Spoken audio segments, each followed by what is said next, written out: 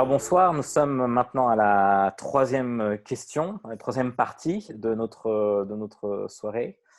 C'est comment protéger nos enfants des différentes influences au niveau des jouets, des films, des séries qui prennent beaucoup de place à la maison, surtout dans cette période de confinement. C'est vrai qu'il y a certains parents qui nous posent la question sur comment éduquer, comment protéger leur enfant. Voilà, on va forcément parler sur les enfants, mais aussi on va à la fin parler sur les adultes parce qu'il y aura aussi un lien aussi avec les adultes.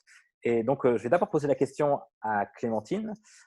Est-ce que, avec ton métier, Clémentine, avec ton regard aussi de professionnel, est-ce que les scènes que les enfants regardent, les scènes violentes particulièrement, par exemple, des jeux, des films, est-ce qu'ils ont un impact sur les enfants?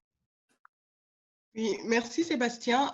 Pour commencer, en fait, je vais déjà commencer par préciser que les études psychologiques ont montré que passer beaucoup de temps aux écrans, c'est vraiment mauvais pour les enfants, selon les âges. Et on préconise, on conseille de ne pas montrer aux enfants les écrans avant 3 ans.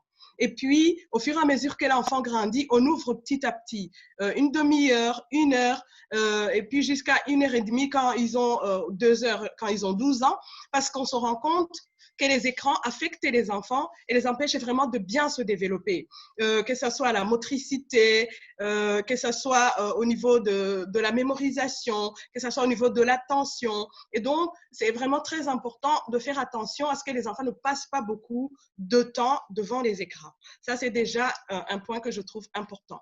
Alors, pour revenir aux scènes violentes, les études psychologiques ont montré que les personnes qui jouent aux jeux vidéo violentes euh, développent quelque part une violence en eux-mêmes. Ils vont avoir la violence et donc pour les enfants, ils vont avoir la violence en eux et ils risquent de traduire cette violence dans la vie de tous les jours. Donc les jeux vraiment violents, les scènes de vidéos, des films violents impactent le psychisme des enfants et vraiment c'est très important de les protéger de ces jeux vidéo ou des films violents. Très bien, mais justement, ma question, c'est donc comment protéger ces enfants-là, comment protéger nos enfants par rapport à tout ce qu'ils entendent, les films, les séries, par rapport à ce qu'ils lisent à l'école. Qu'est-ce qu'il faut faire? Est-ce qu'il faut réprimander? Est-ce qu'il faut interdire? Est-ce qu'il faut autoriser? Si oui, faut-il autoriser tout? Donc, c'est pas évident. Est-ce que la solution, c'est peut-être de se couper du monde? Mais là aussi, c'est pas évident parce qu'on est envahi de pubs, on est envahi de ce qui se passe à l'école, à la mode. Donc, c'est difficile aussi de se couper du monde. C'est par exemple le phénomène de Harry Potter, de Fortnite, etc. Ben, tous les enfants vont y toucher au bout d'un moment. Enfin, il y a toujours un phénomène comment on appelle ça, de, qui est à la mode, en fait, dans la cour de récréation et autour d'eux. Et se couper du monde n'est pas une solution. Alors, Pasteur Eric, ma première question, c'est est-ce que interdire, c'est la bonne solution? Moi, je dirais qu'il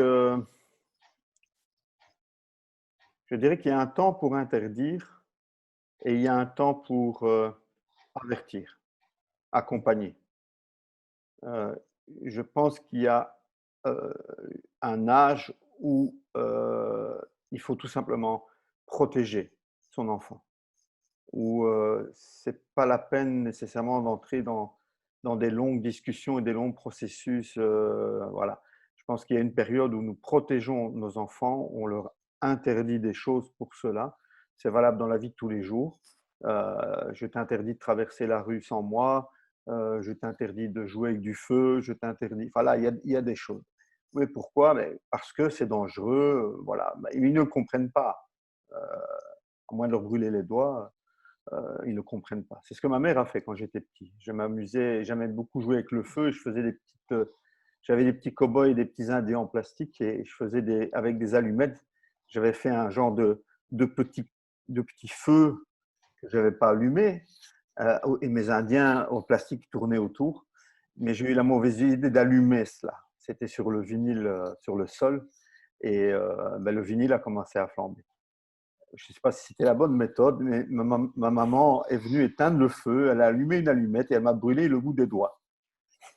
Alors, je ne conseille pas cela, mais en tout cas, ça m'a marqué et ça fait longtemps et je n'ai pas encore oublié que le feu, ça fait mal. Donc, moi, je dirais il y a un temps pour interdire et puis, en fonction de la croissance, de l'évolution, de la maturité du pré-ado, de l'ado, je pense que interdire bêtement, ça ne fonctionne plus. C'est plus productif et il vaut mieux entrer dans vraiment des conseils, dans un dialogue, essayer de les accompagner, d'essayer de leur faire comprendre des choses. Dans Éphésiens, au chapitre 6, verset 4, il y a un verset bien connu qu'on cite souvent. Quant à vous, Père, n'irritez pas vos enfants, mais élevez-les en leur donnant une éducation et des avertissements qui viennent du Seigneur. Et je pense que Paul dit les choses clairement. Bon, il demande de ne pas irriter ses enfants. Il y a moyen de les irriter de toutes sortes de manières différentes, mais je pense, moi, je veux m'arrêter surtout quand il dit en leur donnant une éducation et des avertissements. Il y a du dialogue, il y a une notion d'accompagnement, il y a une notion de mettre un cadre. Et nos enfants ont besoin de cadres. Dans toutes sortes de domaines de leur vie, on a besoin de mettre un cadre qui ne va pas les enfermer, mais un cadre qui va les amener à plus de maturité.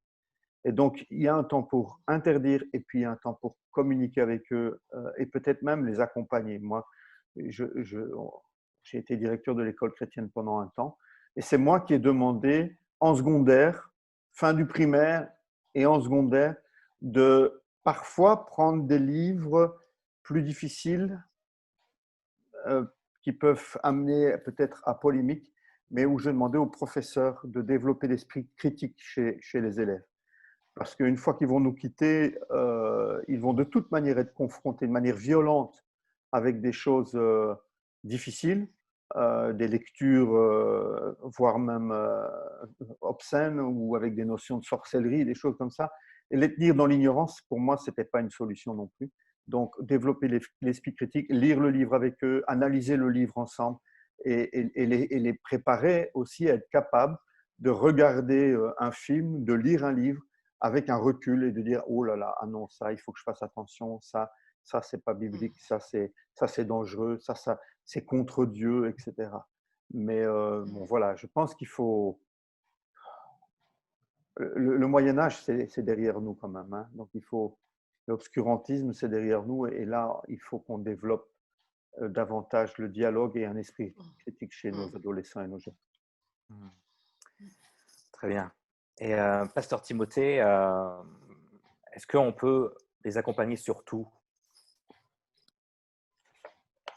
Finalement, je pense que le pasteur Eric, on a touché un mot. En tant que parents, nous sommes des accompagnants.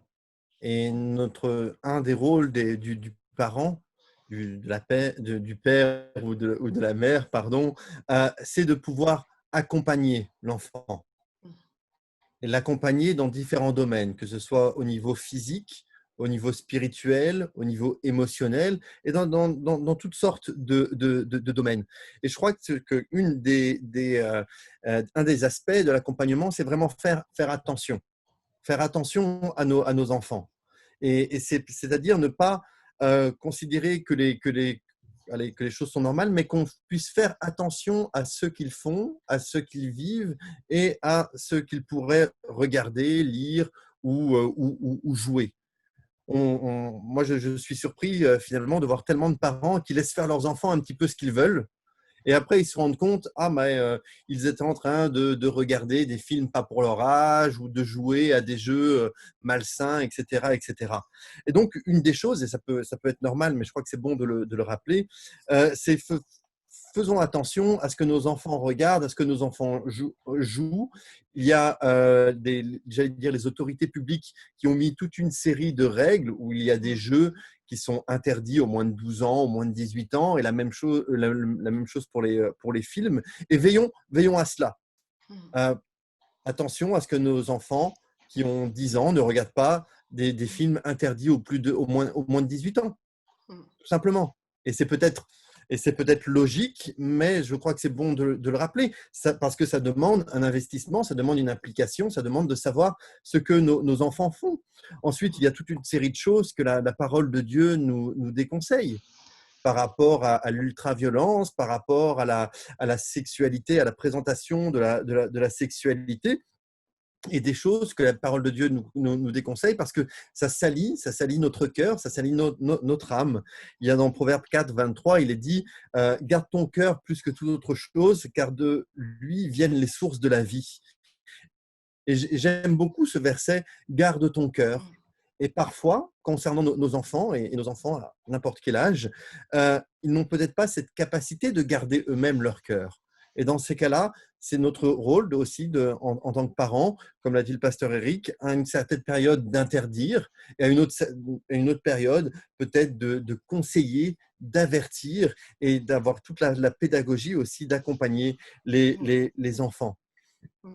Une dernière chose que j'aimerais souligner, c'est aussi la question du modèle que nous donnons en tant que parents. Alors bien sûr, en tant que parents, nous avons un esprit critique qui est normalement censé être plus développé que celui de nos enfants. Et c'est clair. Mais il y a aussi des choses qu'en tant que parents chrétiens, nous ne devons pas regarder. Au niveau de la violence, au niveau de la sexualité, mais aussi d'autres choses qui peuvent être malsaines, qui ne glorifient pas Dieu. Et attention aussi à ce que nous regardons, parce que ce que nous regardons, nos enfants nous regardent. Et les enfants apprennent en regardant ce que nous faisons et par rapport au modèle que nous pouvons donner. Oui. Merci, pasteur Timothée. Clémentine, tu voulais dire quelque chose?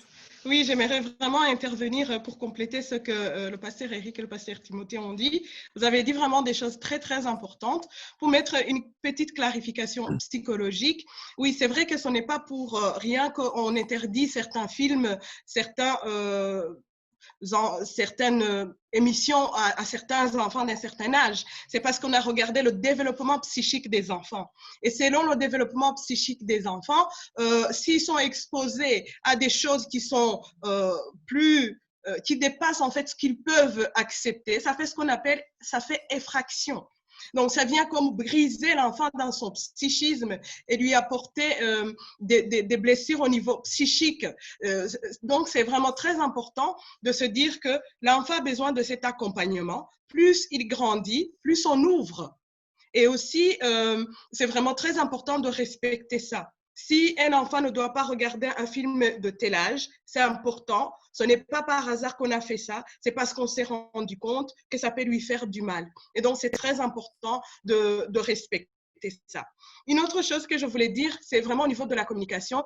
Eric l'a dit, même en fait pour les tout petits, la psychologie a montré que même les enfants qui sont dans le sein maternel peuvent entendre des choses. Donc, on peut leur parler. Donc, même un enfant qui est petit, 2 ans, 3 ans, c'est important de lui interdire des choses et c'est vraiment très important, mais accompagner ça avec des mots à son niveau. La communication avec des mots que l'enfant peut comprendre. Il suffit de lui dire non, tu ne peux pas regarder ça, ça peut te faire mal. C'est quelque chose de pas bien pour toi. Les enfants comprennent. Et plus l'enfant grandit, plus on va adapter le vocabulaire, plus on va ouvrir. Et aussi, vraiment, même ces conseils, parfois, quand les enfants regardent des films, c'est important de les regarder avec eux. Regarder le film et après briefer sur le film. Qu'est-ce que tu penses de ce film et qu'est-ce que tu penses de ce personnage? Et comme ça, cadrer, comme ça, mettre ce cadre qui est très important qu'Eric a cité. Les enfants ont besoin du cadre. Parce que quand un enfant n'a pas de cadre, il s'éparpille. C'est un enfant dispersé et ça peut créer des angoisses, et ça peut créer des cauchemars, ça peut créer des comportements violents qu'on ne comprend pas parce que l'enfant n'a pas de cadre. Le cadre est très important parce qu'on pense parfois que le cadre limite les enfants, mais le cadre ne limite pas les enfants pour les empêcher de se développer. Le cadre sécurise l'enfant. Donc, c'est très important de lui donner le cadre. Bien sûr, le cadre évolue selon l'évolution de l'enfant. Petit à petit, on augmente, on accompagne, mais ce cadre est très important. Donc, je voudrais vraiment dire aux parents, n'hésitez pas à mettre le cadre en pensant que vous limitez les enfants. L'enfant même peut se fâcher, peut pleurer, mais vous savez que c'est important pour lui. Et parce que vous savez que c'est important pour lui, vous essayez de lui expliquer jusqu'à ce qu'il comprenne. Et en général, les enfants comprennent. Merci. Merci Clémentine. Donc, si je résume bien par rapport à vous trois, c'est vraiment l'accompagnement qui a un rôle aussi important, peu importe l'âge, que l'enfant soit très jeune ou que l'enfant soit dans l'adolescence. l'accompagnement est important. Je pense que c'est terminé, ce temps où on dit tu ne dois pas sans expliquer pourquoi. Parce qu'en plus, un enfant, lorsqu'on lui dit mais tu ne dois pas et qu'on ne lui donne pas de raison, bah, ça pousse l'enfant à découvrir pourquoi. Et donc, il va plutôt avoir tendance à chercher lui-même les réponses dans le tu ne dois pas. Et donc, c'est très important d'accompagner l'enfant, de regarder avec lui, de lire avec lui dans son développement psychique. Merci Clémentine.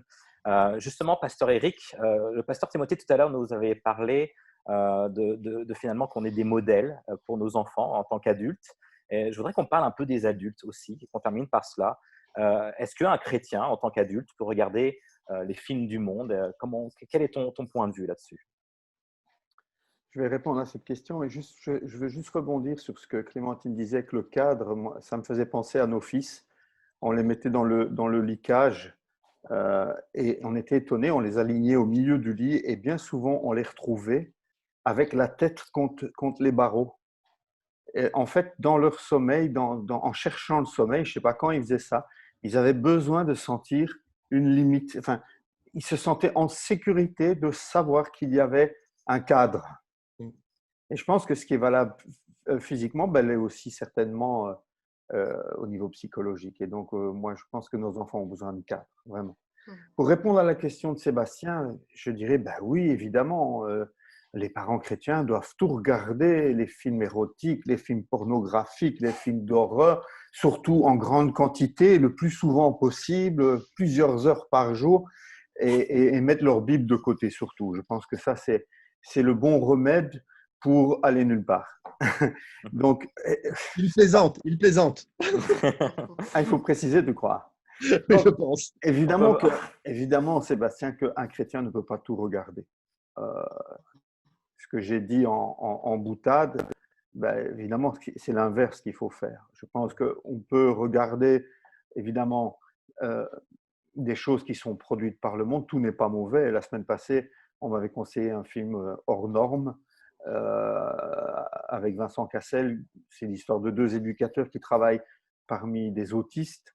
Et c'était un magnifique film avec vraiment un très humain, sans sexe, sans violence, et qui m'a vraiment ému, qui m'a vraiment touché. Il n'y a pas que des mauvaises choses. Il faut sélectionner, évidemment. Il faut peut-être suivre les conseils qui sont donnés pour un enfant. Moi, je me dis, quand c'est interdit à un moins de 14 ans ou à un moins de 16 ans, je me dis, moi, en tant que chrétien, je suis un enfant de Dieu.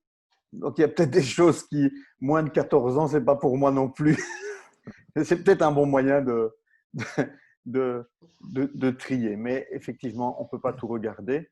Je pense aussi que plus on passe de temps dans quelque chose et plus c'est cette chose-là qui va influencer notre vision du monde. Plus je passe du temps dans la présence de Dieu ou dans sa parole, plus j'aurai une vision biblique du monde. Plus je passe mon temps dans les films du monde, dans des séries du monde, et certaines véhiculent littéralement des messages anti-chrétiens ou anti-Dieu ou anti-vision biblique du monde, plus de manière inconsciente, je serai influencé par cela. Et quand on parle avec certains chrétiens, parfois on se rend compte qu'ils sont chrétiens depuis des années, mais ils sont encore capables de nous sortir des inepties qui ne sont absolument pas bibliques, qui sont soutenues, défendues par le monde, mais qui ne sont absolument pas bibliques, mais ils ne s'en rendent pas compte. Parce qu'ils sont immergés dans une vision non biblique. Et c'est vrai qu'on pense qu'on est des adultes, donc on pense qu'on a finalement assez de recul finalement à tout ce que nous voyons et qu'on dit moi je ne suis plus un enfant, je sais faire la part des choses, faire du recul par rapport à ça. Ça serait intéressant, très courtement peut-être Clémentine, de nous dire finalement par rapport à ton vécu, est-ce que finalement ce qu'il regarde, est-ce que tu rejoins le pasteur Eric qui nous parlait du domaine spirituel, est-ce que d'un point de vue psychique, tu constates aussi la même chose? Oui, je pense que c'est très important de faire attention à ce qu'on regarde, même à tout ce qu'on vit, parce que le point de vue des neurosciences, c'est que chaque expérience que nous vivons, peu importe ce qu'elle est, elle transforme notre cerveau. Pourquoi elle transforme notre cerveau? Parce qu'on enregistre tout simplement des choses. Que ça s'entre par mes yeux, que ça soit l'odeur, que ça soit le bruit. En fait, les 5 sens nous donne les informations. Et chaque information que notre cerveau reçoit, le cerveau les travaille. Donc, plus je reçois des informations, en plus, ce qu'on montre vraiment au niveau psychologique, c'est que plus on vit une expérience, il y a ce qu'on appelle les connexions neuronales. C'est comme si, donc, il y a des connexions qui se font quand je vois, par exemple, un film. Quand je le vois la deuxième fois, ça se renforce. Les neurones qui se connectent se renforcent. Je vois la troisième fois, les neurones se renforcent encore, ils deviennent nombreux. Et donc, pour parler de ça d'une manière tout à fait métaphorique, c'est comme si ça crée des routes, des autoroutes. Alors, plus on vit une expérience, plus ça devient une autoroute, une grande autoroute, et ça va très vite. Et donc, ça, c'est démontré scientifiquement par les neurosciences. On doit vraiment faire attention à ce qu'on voit. Si on sait que des choses ne sont pas en accord avec la parole de Dieu, je pense que c'est important de faire attention. Il y a aussi ce que les sciences ont montré, il y a ce qu'on appelle les neurones miroirs. Les neurones miroirs, c'est un type de neurones qui fonctionnent et qui nous font vivre une expérience. Quand je regarde quelque chose, c'est comme si je vis la chose. Quand j'entends quelque chose, c'est comme si je vis la chose. Et c'est le travail de ces neurones miroirs. Et ces neurones miroirs travail, nous on ne s'en rend pas compte, mais c'est comme ça que à un certain temps, une personne peut trouver que voilà, elle pense facilement, les idées peuvent aller facilement dans tel sens, mais parce qu'on a été beaucoup exposé à ce type de message, parce qu'on a vu beaucoup ce type de films, par exemple les films pornographiques et tout ça, c'est dangereux. On ne se rend pas compte de l'impact, mais ça a un impact sur notre cerveau. Et quand ça a un impact sur notre cerveau, ça a un impact sur notre façon de penser, sur notre façon de vivre, sur notre façon de voir le monde. Ça va même plus loin jusqu'à ce que certaines personnes, par exemple au niveau des couples, quand ils sont tellement dans ces histoires de pornographie, ils se désintéressent de leur conjoint. Vraiment. Et donc, c'est quelque chose avec laquelle faire attention. Faisons attention à ce que nous regardons. Faisons attention à ce que nous laissons entrer dans notre cerveau. Parce que le cerveau reste très mystérieux, très difficile. On l'étudie, mais on est encore loin de comprendre tout son fonctionnement. Mais il y a des choses qui ont été déjà révélées. Et je pense qu'avec ce que nous connaissons, nous pouvons déjà tirer certaines conclusions de comment nous comporter. Merci Clémentine. Donc, il faut développer des autoroutes de parole de Dieu dans notre cerveau, des neurones. Est-ce que, pour terminer, peut-être, Pasteur Timothée, est-ce que tu veux rajouter quelque chose? Écoute, pas spécialement, vu que tout a déjà été dit. J'aimerais juste, allez, peut-être une chose. J'aime beaucoup cette parole de l'apôtre Paul dans la première épître aux Corinthiens au chapitre 6 où il dit « Mais tout est permis, mais tout n'est pas utile ». Et je crois qu'en tant que chrétien, nous devons vivre avec cette parole et faire bon usage de cette forme de liberté que le Seigneur nous laisse et de ne pas faire n'importe quoi. Je crois profondément que notre caractère, notre vie chrétienne peut être façonnée malheureusement parce que l'on regarde ou parce que l'on peut écouter. Et que si on n'y prend pas garde, ce qui devrait quelque part nous irriter, ce qui quelque part devrait nous dégoûter, à force de le voir, à force de le regarder, à force de l'écouter, ça peut devenir quelque chose de normal. Et on peut dire, il y a 40, il y a 50 ans, il y a certains domaines éthiques qui étaient scandaleux et qui provoquaient une forte réaction et qui aujourd'hui, malheureusement, chez beaucoup de chrétiens, semblent être normales et être des comportements tout à fait normaux et absolument dans les habitudes. Alors, je crois qu'il faut nous encourager à ne pas être façonnés et à ne pas façonner notre éthique par rapport à ce que nous voyons, mais plutôt par rapport à ce que la parole de Dieu nous dit. Merci, Pasteur Timothée. On va s'arrêter là ce soir. Donc, merci de nous avoir suivis. Je voudrais juste terminer par un passage de Philippiens 4:10, que ce soit pour nos enfants, mais aussi que ce soit pour les adultes. Portons nos pensées sur tout ce qui est vrai, tout ce qui est honorable, tout ce qui est juste, tout ce qui est pur, et cela concerne les enfants, amener les enfants à amener tout ce qui est vrai, à avoir toutes ces pensées dans tout ce qui est vrai, tout ce qui est honorable, mais aussi nous en tant qu'adultes, dans tout ce qui est digne d'être aimé, tout ce qui mérite l'approbation, ce qui est synonyme de qualité morale, de ce qui est digne de louange. Merci Clémentine, merci Merci. Pasteur Eric, merci Pasteur Timothée, et que le Seigneur nous bénisse encore et bonne soirée à tous. À la semaine prochaine. À bientôt. Au revoir. Merci Clémentine. Merci à vous. Merci Clémentine.